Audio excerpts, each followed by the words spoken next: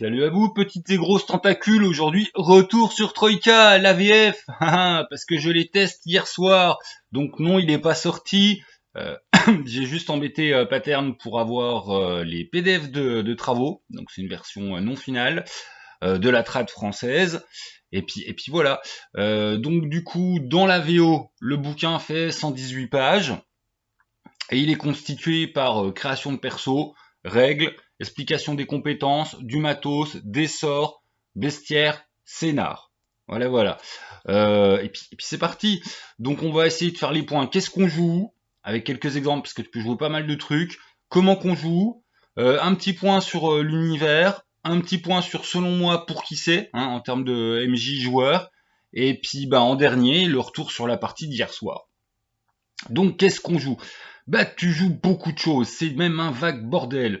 En fait, tu tires au début t'as trois caractéristiques, habilité, endurance, chance, on va revenir un peu dessus, puis tu tires ton antécédent, à savoir un peu ce qu'est ton espèce, ta classe, ton ce que tu veux. En fait, c'est ton antécédent. Il y en a beaucoup, hein, c'est avec un dé de 66, donc bah voilà, ça fait 6 x 6, 36. Et t'as donc 36 possibilités de hasard qui te pètent à la gueule. Et puis après, de toute façon, le développement de ton personnage, ça va être du développement par compétence. Tu peux apprendre des sorts, un peu ce que tu veux. Donc tu pars d'un endroit, puis après, tu deviens un peu ce que tu veux. Donc, par exemple, nous, hier soir, ils ont tiré, Mortier a joué Enfant Vengeur et puis Traqueur de démons. Bon, on l'a fait à la DCC, 2 persos par joueur. Et puis Olivier, alors Société de Cnidos, à savoir en fait c'est les mathématologues. Il a décidé que son apparence en fait, ça serait le magicien vautour dans Donjon Clé en main. Et puis un membre du club des gourmets de Mademoiselle Kinsey. Et là, il a pris Tam Kench dans LoL. C'est-à-dire c'est des gens que leur délire, c'est tout bouffer. Enfin, faut tout goûter. Ils parcourent l'univers pour goûter un peu tout ce qui existe, anthropophagie inclus. Donc du coup, comment que ça se passe? Quand tu tires ton perso, non, gna, gna. Après, enfin voilà. Et donc tu peux jouer. Tiens, on va prendre 3 exemples aussi. Là, j'ai le PDF ouvert sur la télé. Donc si tu fais 3-1, t'es un chasseur de gremlins. Quel que soit le pays, la sphère ou la dimension abstraite dans laquelle vous vous trouvez, soyez certain que les gremlins sont là, creusant leur terrier et embêtant les sympathiques gens, prêts à vous donner une piécette brillante pour leur casser la tête. Leur petite tête. Je sais même plus lire. Donc du coup, hop, tu joues un chasseur de gobelins, on te file tes possessions, un petit chien mais vicieux, une casquette, un gourdin, un sac, un dé de cidre bocaux à gremlin vide et un bocal contenant un gremlin énervé. Prêt à tes compétences, c'est des trucs de chasseur de gobelins. Si tu fais 3-2, t'es un compagnon de la guilde des angles aigus. Ah, ça c'est un apprenti assassin. Vous êtes un assassin en formation, diplômé de combat contre mannequins et de marquage pratique des clients. Récent titulaire d'une licence pour exercer votre métier. Vous n'avez pas encore développé les méthodes idiosyncrasiques requises d'un maître, mais vous êtes sur la bonne voie. Possession vêtements noirs de l'apprenti, garrot, épée incurvée, 3 d 6 fioles de potions, une arbalète et 6 carreaux. Puis les compétences, t'as le truc d'assassin, poison, furtivité, serrure, combat au couteau, escalade, vigilance, combat à l'arbalète, natation et déguisement. Ensuite, tu peux être sur 3-3, puis on va s'arrêter là, un lance-quenet. Ah, il est marrant lui. Vous êtes un mercenaire engagé au service exclusif du trône de Phénix, grassement payé et envoyé vers des sphères lointaines sur des barges dorées pour répandre la gloire ineffable de vos seigneurs à la pointe de votre épée flamboyante. Et en possession, il a un pistolet raffiné, une bandoulière contenant 18 noyaux plasmiques, une grande épée, des habits de couleur vive, une arbalète et 6 carreaux. Et alors, l'évitement de couleur vive et sont spéciaux. Ils sont avec pompons et clochettes. C'est donc impossible d'être discret. Si l'apparence est frivole, ils sont en fait fabriqués à l'aide de la divine alchimie de l'autarque et sont considérés comme une armure modeste avec le poids de vêtements normaux. Il prend pas de place dans l'inventaire. C'est un peu cheaté. Voilà, l'inventaire c'est très important dans le jeu, à tel point que je l'ai même noté dans les points de règle à aborder. Et puis les armures ça bouffe beaucoup de place. Là en fait t'as une armure niveau médian. Hein, il y a les petites, les moyennes, les grosses. Là vous avez une moyenne, sauf qu'en plus elle vous apporte aucun malus. Donc c'est du tout bon. Et puis en matos, donc compétences avancées, combat grande épée 2, combat au pistolet 2, course, bagarre, astrologie. Voilà. En 3-4, c'est le monarque solitaire. T'es un roi, mais t'es un gueux. On va pas tous les faire. Tiens, en 35, c'est Kinsey. En 36, c'est le colporteur de singe. Voilà, t'es un colporteur de singe. D'ailleurs, au passage, tes singes t'aiment pas.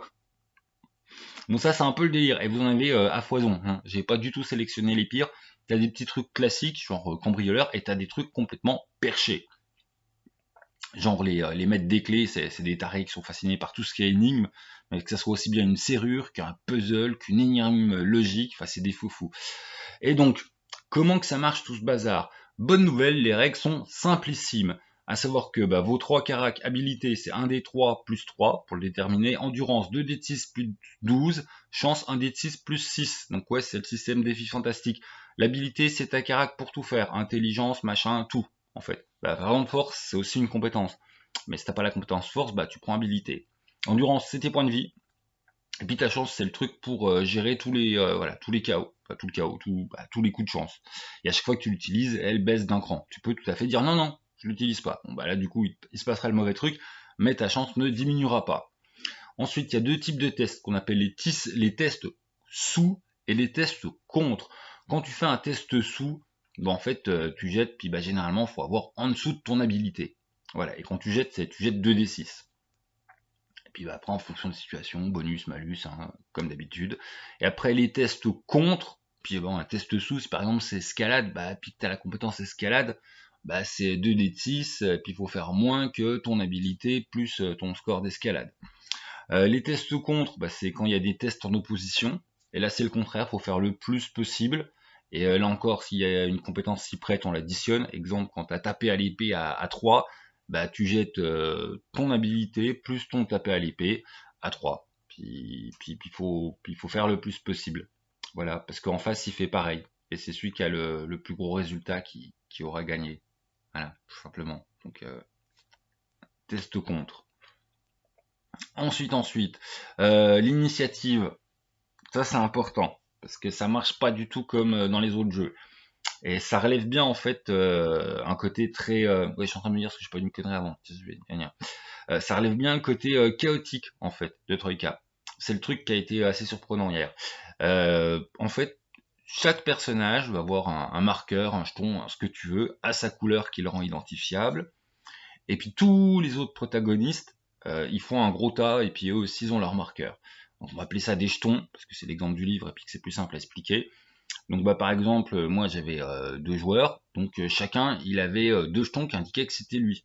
Et si par exemple ils se fritaient contre 6 blaireaux, mais qui avaient tous une initiative de 1, je prenais 6 autres jetons qui symbolisaient les blaireaux.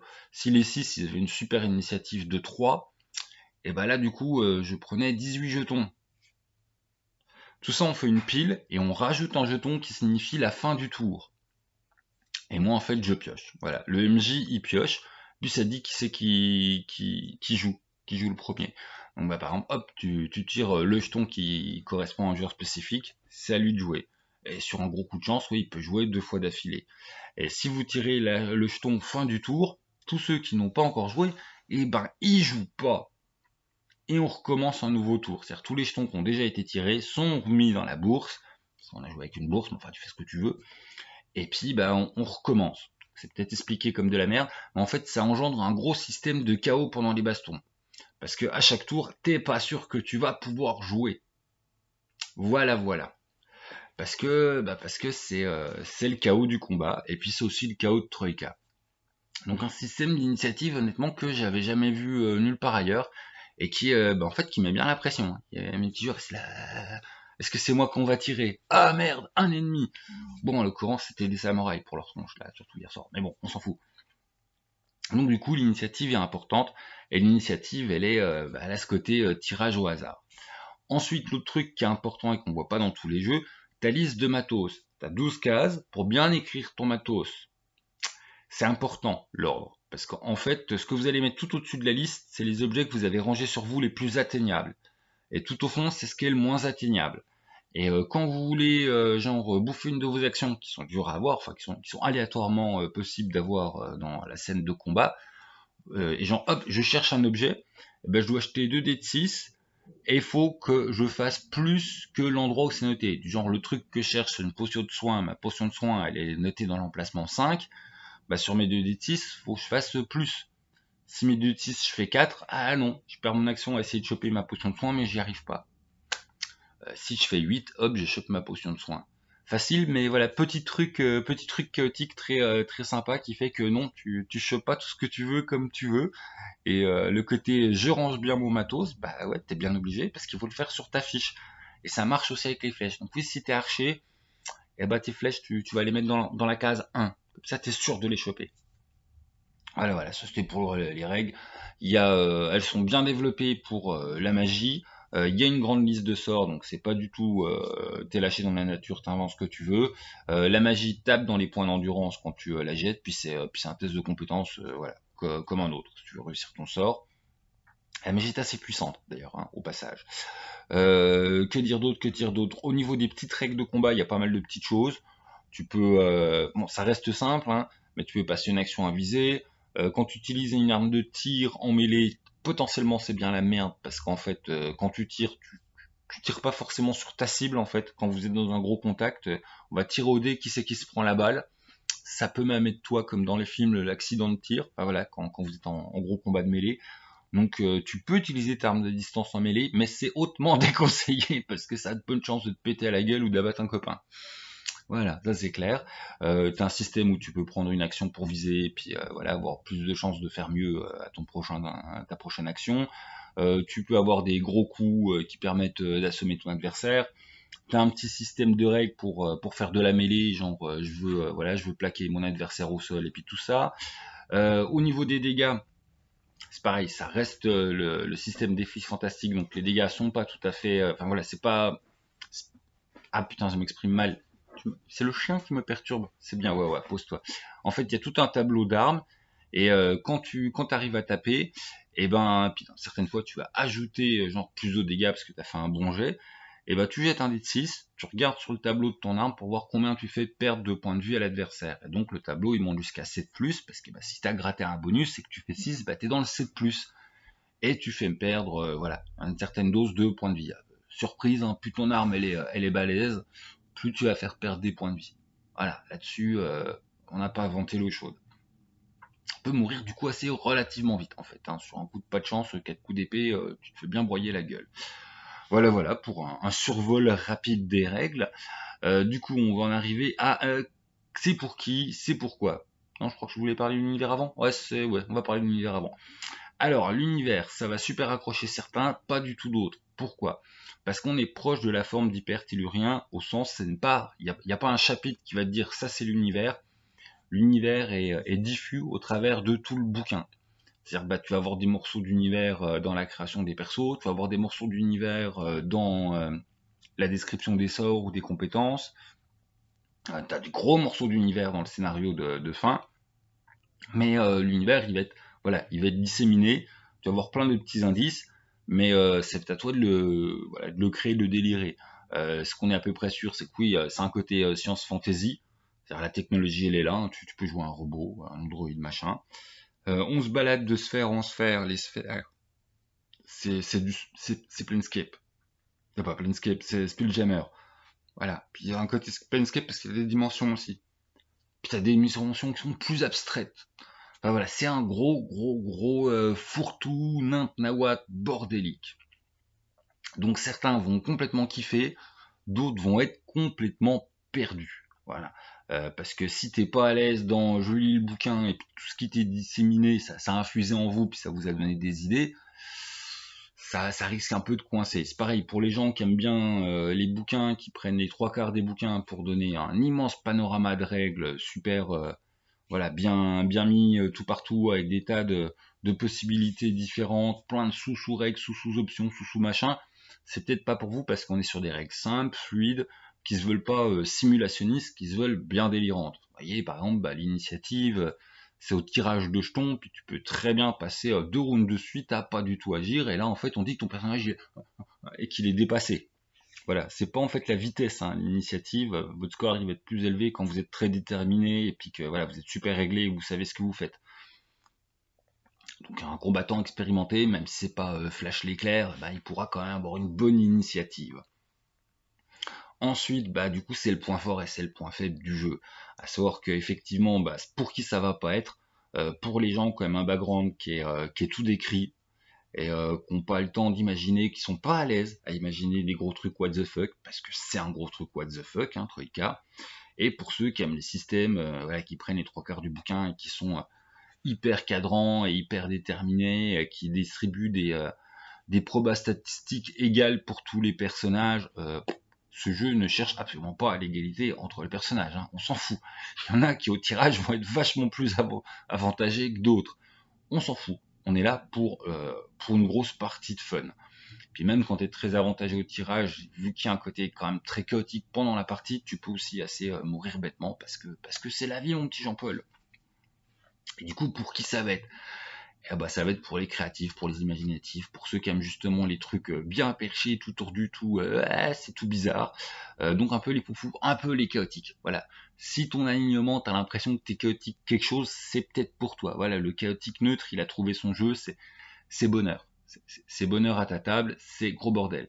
Si vous êtes un groupe de neutre, chaotique neutre, puis vous êtes bon ou mauvais comme vous voulez, je m'en fous, ça va être un jeu pour vous. Si vous êtes des gros lois, putain, pourquoi je vais mettre des alignements de DD là-dedans? Moi j'ai, ah putain là, je dérape.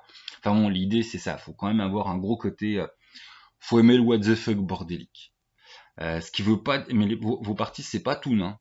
On est sur un vrai jeu de rôle classique où, bah voilà, il y a un MJ, des joueurs, des règles, pas forcément de but au scénar, parce que là ça va être, enfin voilà, ça peut être découverte du monde, c'est vraiment très large. Le scénar par exemple de base, c'est une histoire de vous allez dans un hôtel, quoi, pas dans un donjon, dans un hôtel.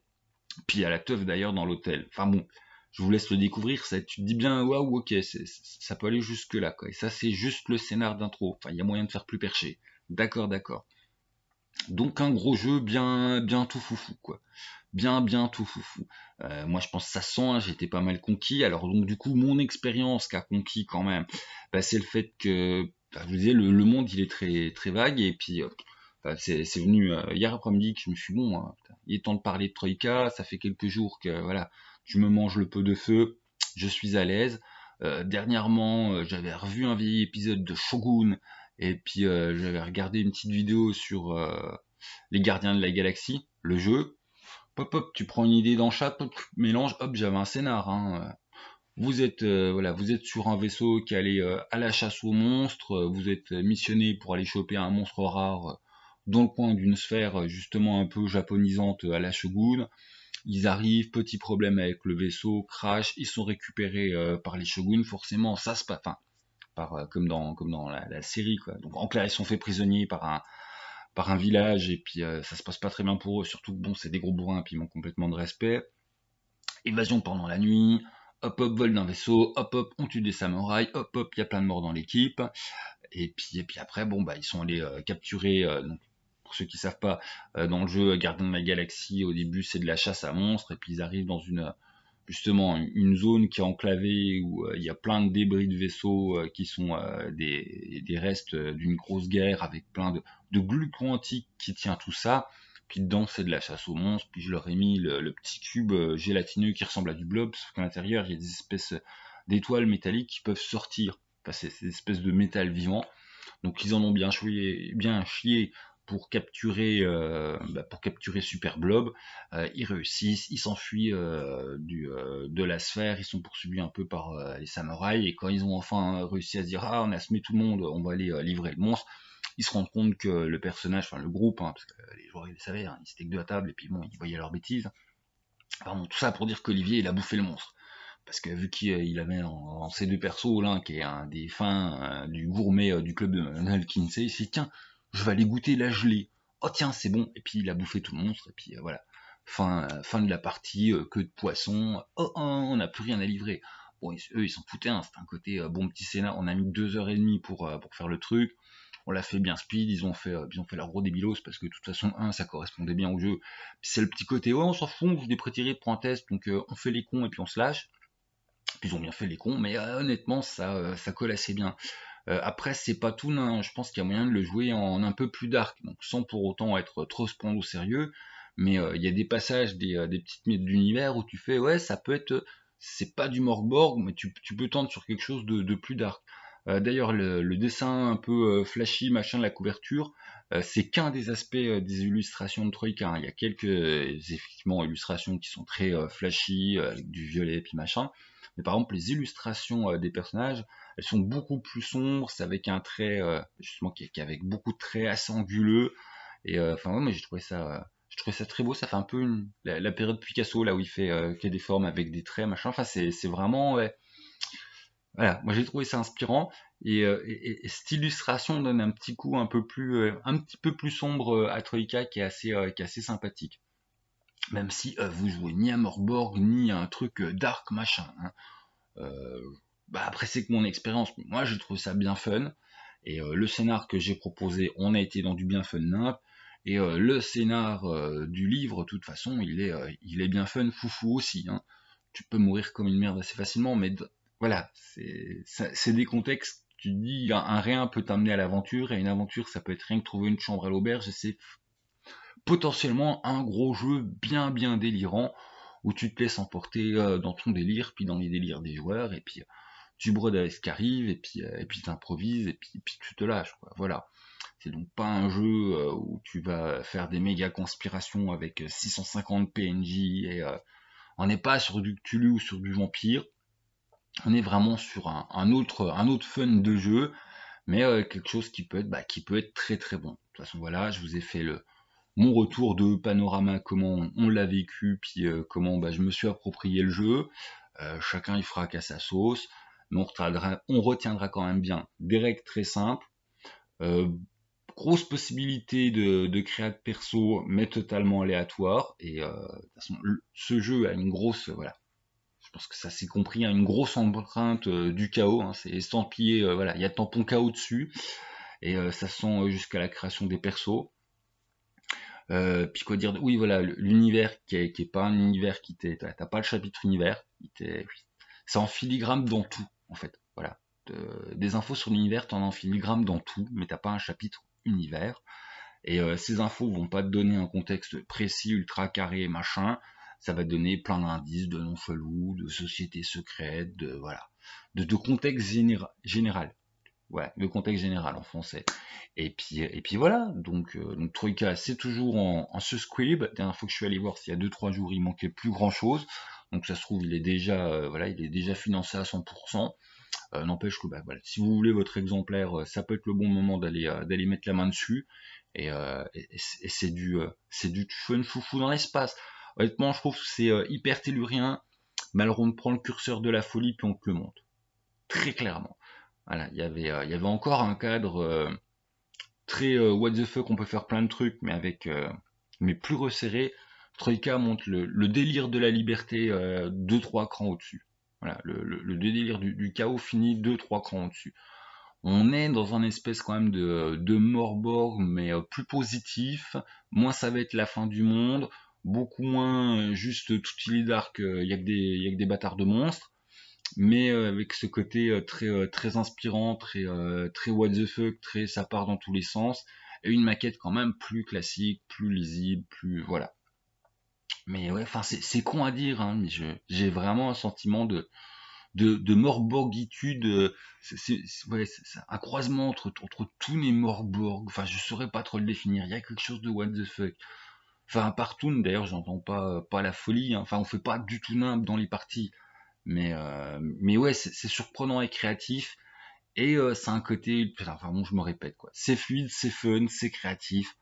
Vous serez, y arrive le chat. Vous serez reconnu si vous êtes le public cible, hein, je pense. Et puis si vous aimez, ouais, voilà, si vous aimez les règles très longues qui voient chaque situation possible et combo de trucs possibles pour pas avoir vous en tant qu'MJ à trancher, et avec 50% du livre qui est consacré à une description de l'univers, c'est pas pour vous. Voilà. Sinon, je voudrais dire au moins essayer de jouer un coup à Troika si vous n'êtes pas bloqué sur ces deux trucs. Et puis alors si vous aimez le funky beat foufou, allez-y, hein, sautez dessus, vous avez un jeu pour vous. Simple, efficace et totalement délirant. Voilà. Eh ben, bon jeu à vous. Salut les gens.